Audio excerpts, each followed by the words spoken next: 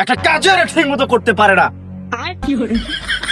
বস এই কাজ শুধু একজনই করতে পারে। কে সে?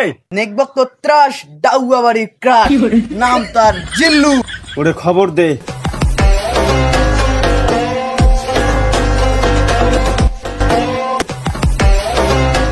সালাম বস, হঠাৎ করে জিল্লুর কথা মনে পড়লো। তোর জন্য একটি বড় সড়ো কাজ আছে। কি কাজ বস? আজ থেকে এই ডাউগা বাড়িতে রাজ করবি তুই।